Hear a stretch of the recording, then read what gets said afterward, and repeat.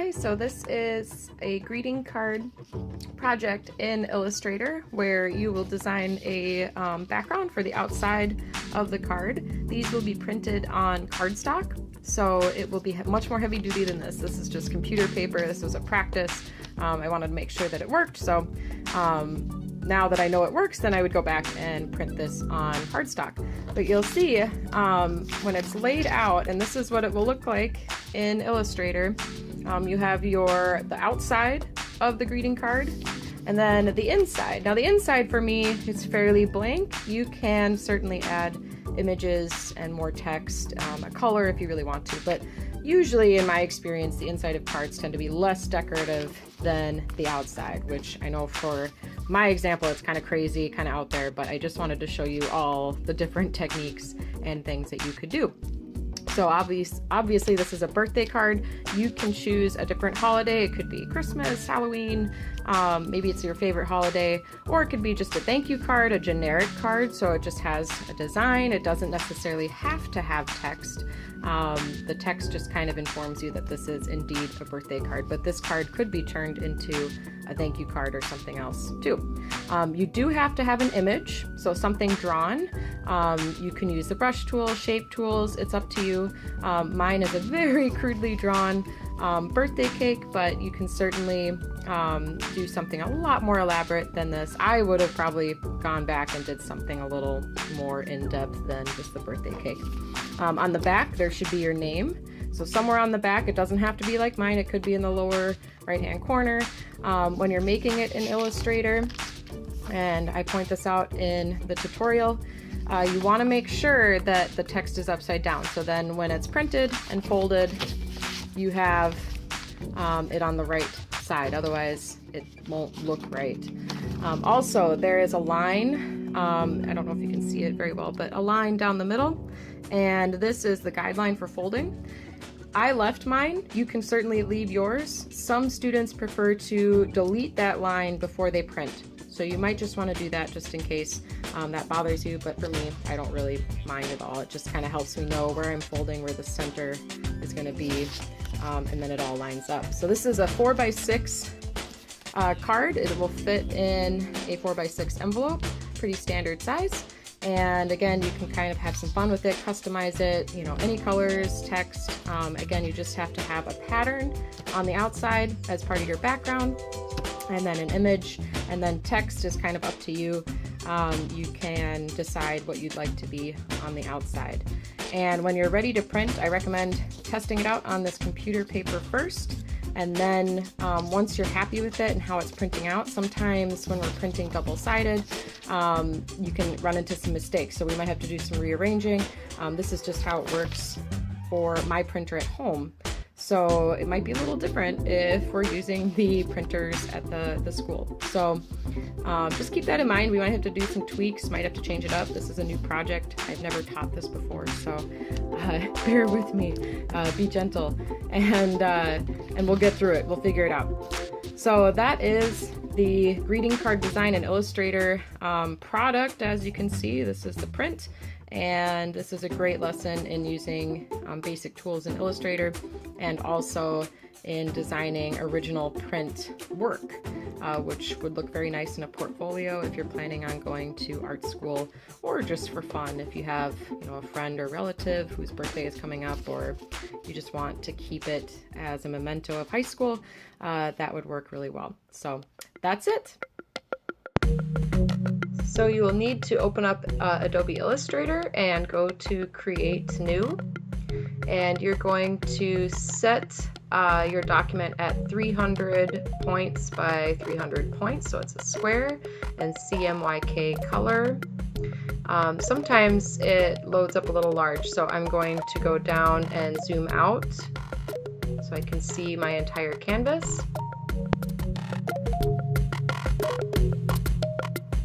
So I'm going to use the rectangle tool and go down to the stroke and turn the stroke off and select my fill color. I'm doing kind of a dark green. I'm going to take my rectangle and click and drag across that square, and I now have a background color. Make sure that your stroke is turned off, so you have no stroke. You can change the color if you'd like to at any point here. I'm going to stick with that darker kind of emerald green color that I like so much.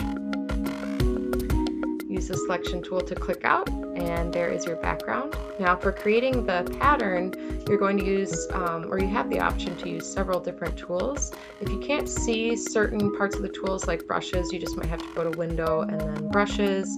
Click on any of those little window panes that you need. I'm going to be using the charcoal brush, and then click on your stroke color to select the color that you would like. I'm doing kind of a lighter mint green. And the pattern design is completely up to you. It can be as complicated or as simple as you would like it to be. This one I'm going to show you several different options, so it's going to look a little on the busy side, a little too busy in my opinion, but you'll see the variety of different things you can do. I zoomed in there so I could see it a little better, get a little more control using the drawing tablet. With my Wacom drawing tablet, I'm using the charcoal brush. Now I'm going to switch to the pen tool. Pay attention to your stroke and your fill colors. So now I'm doing a stroke that's that lighter mint green color and then filling it in with a green. And I'm just clicking and then clicking on that first point that I made to make some simple triangles. So click, click, click, click, and there is a triangle. Now if I suddenly just went to change the color on this, if it's selected or highlighted, then it will change the color, and I will show you that later on how that works. But right now I just want them all to be the same color with the green on the inside and the mint green on the outside as a stroke or an outline. If you don't want a stroke, you just have to turn that stroke off before you start creating all these shapes. One thing to keep in mind when you're creating your pattern is to not go off the edges. So don't go past the boundaries of your square. You need to keep them within the boundaries. Kind of imagine it as like a little fence. So there I just changed the stroke on that triangle to black. So if you just click it with the selection tool, the little arrow, and then highlight it, it'll be highlighted in blue. Then you can change the color of a specific shape or object. So now I am using the shape tool to draw some circles. Now the first one I wasn't holding shift, but the other ones I'm holding shift, and that creates a perfect circle. That first one you can tell is more of an oval. It's not quite a perfect circle, so I'll be deleting that in a minute here. But I'm just drawing little circles here and there, kind of randomly spread out. I want them to be fairly spread out throughout the design. To click and delete, you just click on it and delete or press delete on your keyboard. And then again, to make a perfect circle, you hold shift while you click and drag to create the circle. Now I right clicked on that shape tool and found a star tool, which is kind of fun. And I'm going to use that to create some stars on my design, a little bit lighter green with no stroke, so there will be no outline. And with the star tool, it's kind of fun because if you move your cursor around, you can have the stars kind of rotate into different directions, so they're not all the same. It's a little more random. I'm also overlapping the stars on top of some of the marks I made previously just to make it a little more interesting. I'm making some really small stars and then some larger ones just to give it a little more interest. And again, this is a little on the busy side. I'd say it's a little too busy. There's a lot going on here. I would probably make it a little more simpler, but for the purposes of this demo video, I wanted to show you a couple of the options you have. And if you find something else that works for creating a design, go for it. The main requirement is that it just has to be done in Illustrator. Now I highlighted everything using the selection tool and went to Object and Group, and that groups everything together. Now I can't edit anything individually, it's all together right now. And then go to Window, Pattern Options. And that's going to bring up this tab, and click on those three little lines and go to Make Pattern and click OK. Now I've run into a problem. No pattern is showing up, and the reason why is because I did not select everything with the selection tool. So you'll see me, I'm like trying to figure out what did I do wrong? Okay, it's all grouped together. Okay, yep, it's grouped, except it's not selected. So when I go to make a pattern, it just shows up as white. There's nothing there. So you'll see me go back here and use the selection tool, click and drag across it, and then go to the pattern options and make pattern. And then you'll see, there it is, the pattern that I wanted. Okay, so here you have some settings. I'm zooming out to see the pattern a little better right now. Right now it's set up in grid, but you can play around with the tile type. I kind of like the hexagon, but you can choose which one makes sense to you. You'll want to name it, a name that you'll remember, and play around with the tile type, see what you like. You know, it kind of makes this nice seamless tile. If your pattern is not seamless, it might be that you had a stroke around the outside. So if it doesn't look right, you might have to go back, change your design, and edit some things before turning it into a pattern. Now to save it, right at the top, there's a very tiny button that says Save as Copy or Done, and you'll want to click Done. And over in your swatches, you'll see that it is right there for you to select. And it's usable in this window. But you'll see when I open up my template for the outside of the greeting card that it disappears from the swatches. There's nothing there. And I'm just deleting the text there because I know which way is top or the front and which way is the back.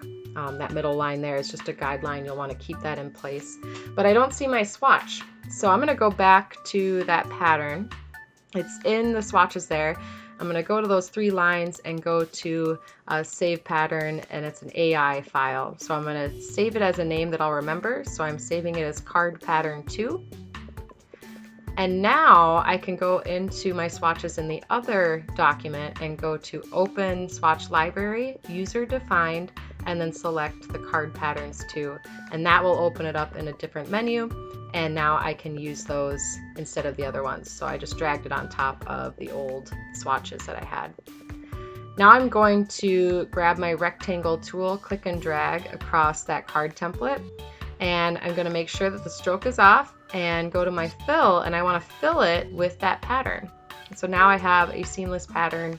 There shouldn't be any lines or anything around the boxes or anything like that. It should be relatively seamless with all of your patterns and designs on the outside greeting card template.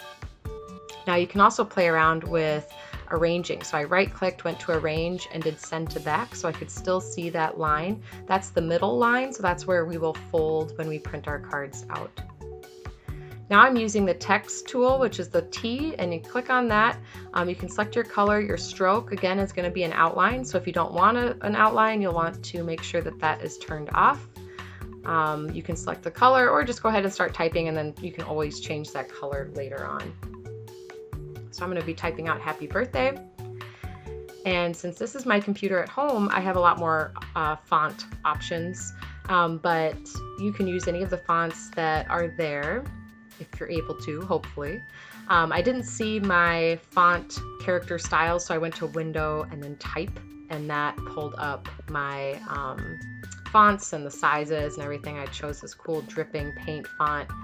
And I'm going to highlight my text there because I think the black is just blending in too much with the green. I want it to stand out a little more. So I'm going to change the color. I'm going to add a stroke around it as well just to help it stand out better. But there are some different fonts. There's kind of a scratchy handwritten font, a little too big though, so I'm going to change the size on that.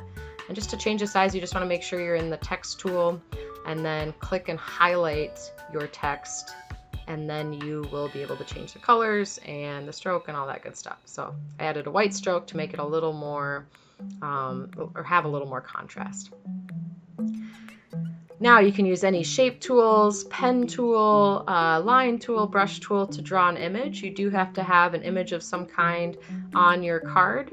I'm going to just do a quick brush design of the birthday cake. So nothing impressive. This is in no way my best work, but just want to save some time here, and so you're not super bored with watching me do a 5-hour artwork.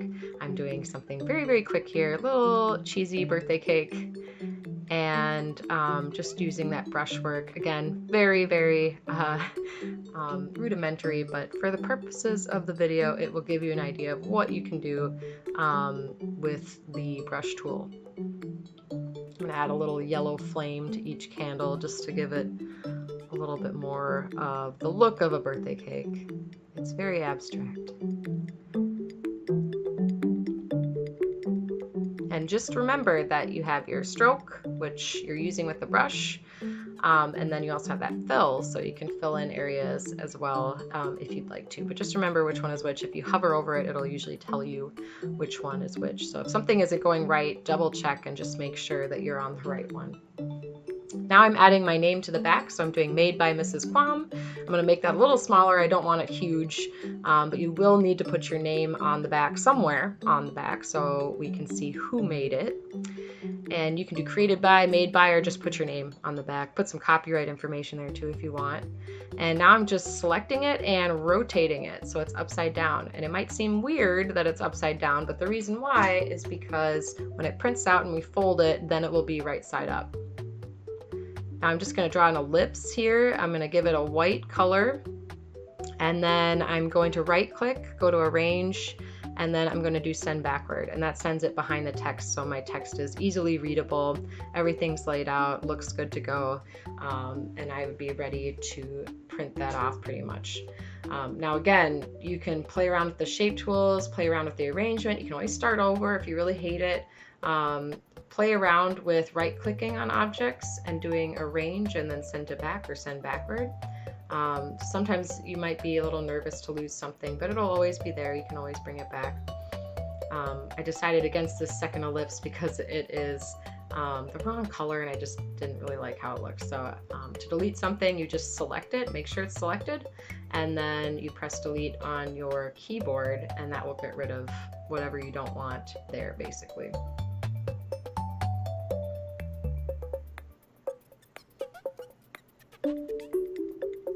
Alright, so at this point I'm going to go to File and then Open, and I'm going to open up the inside template, which is basically the same template. It just shows you where you need to put your text.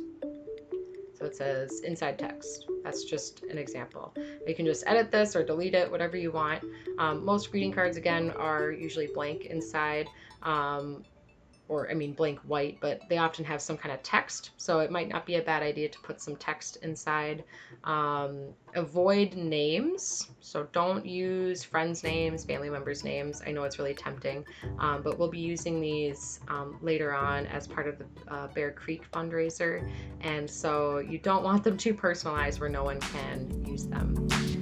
So for printing, you want to test it out on computer paper first. Go to File, Print, and then under marks and bleeding or bleed, you'll want to check include all marks. So you'll see it again, File, Print, go to marks and bleed, and then click all printers marks, and then click print. So you might have to do this in 2 stages to print a front and back card, and then fold it, well, cut it out and then fold it, and then you should have a card ready to go. And that's it for the greeting card design.